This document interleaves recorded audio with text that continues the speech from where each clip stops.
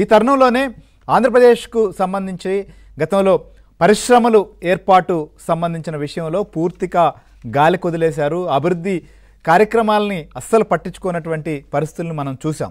So అయితే వీటన్నిటినీ సరిచేసుకొని మళ్ళీ ఆంధ్రప్రదేశ్ని తిరిగి గాడిని పెట్టాలి అనడం అనేది చాలా పెద్ద కసరత్తు. అయితే ప్రధానంగా ఆంధ్రప్రదేశ్ రాష్ట్రం ముందుకు వెళ్ళాలంటే ఖచ్చితంగా పరిశ్రమలను తీసుకురావాలి, పారిశ్రామికంగా ముందడుగు వేయాల్సినటువంటి పరిస్థితి ఉంది. అలానే అమరావతి ఒకవైపు, పోలవరం ఇంకొక వైపు, వీటన్నిటితో పాటుగా ఖచ్చితంగా పెట్టుబడులను ఆకర్షించాల్సినటువంటి పరిస్థితులు మనకు కనిపిస్తున్నాయి. ఈ నేపథ్యంలోనే ముఖ్యమంత్రి చంద్రబాబు నాయుడు తనకున్నటువంటి ఆలోచనలు కావచ్చు, లేకపోతే తమకున్నటువంటి పరిచయాలు కావచ్చు, ఆంధ్రప్రదేశ్ రాష్ట్ర ప్రయోజనాల దృష్ట్యా ఏమి చేస్తే బెటర్, ఏ పరిశ్రమలను తీసుకొస్తే మంచిదనేటువంటి అంశం పైన ముఖ్యమంత్రి చంద్రబాబు నాయుడు, అలానే డిప్యూటీ సీఎం పవన్ కళ్యాణ్ కావచ్చు, భారతీయ జనతా పార్టీ సంబంధించినటువంటి మంత్రులు కావచ్చు, లేదా మిగిలినటువంటి వారు కూడా కసరత్తు చేస్తున్నారు. ఆ క్రమంలోనే మనం చూసాం ఏదైతే యూట్యూబ్ సంబంధించినటువంటి గ్లోబల్ సీఈఓ మిస్టర్ నీల్ మోహన్తో కావచ్చు, లేదా గూగుల్ సంబంధించిన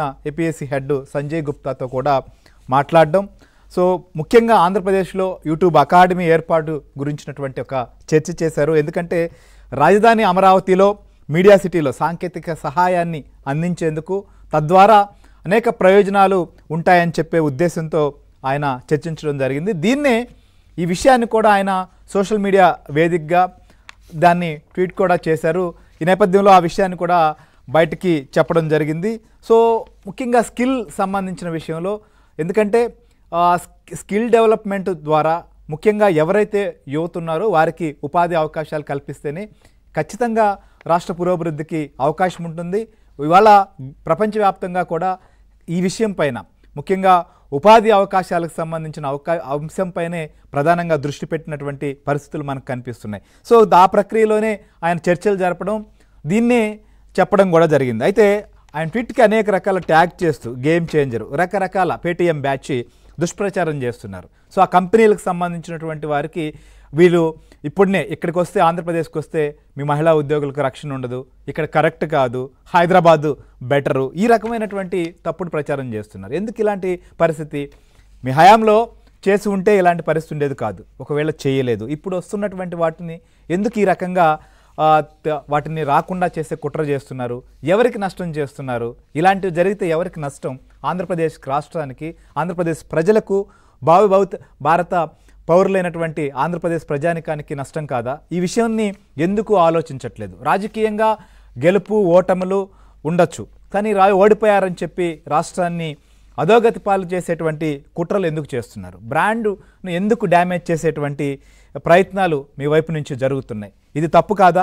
గతంలో మనం చూసాం, నిజంగా మీరు సరిగ్గా చేస్తుంటే, సవ్యంగా సాగుంటే ఆంధ్రప్రదేశ్ రాష్ట్రాల్లో ఏర్పాటు చేస్తామన్న కంపెనీలు, ఆల్రెడీ ఎస్టాబ్లిష్ అయినటువంటి కంపెనీలు కూడా బయటకు వెళ్ళాయి. అమర్ రాజా కావచ్చు, అదాని డేటా సెంటరే కావచ్చు, జాకీ కంపెనీ కావచ్చు, ఇట్లా చెప్పుకుంటే లూలు కావచ్చు, ఇలా వెళ్ళిపోయినటువంటి పరిస్థితులను కూడా మనం చూసాం.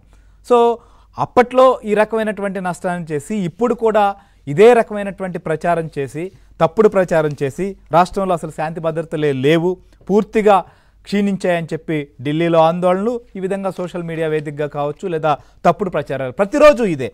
ఇలా చేస్తే రాష్ట్రానికి సంబంధించిన విషయంలో ఏ రకంగా రాష్ట్ర ప్రయోజనాలను మీరు కాపాడగలరు?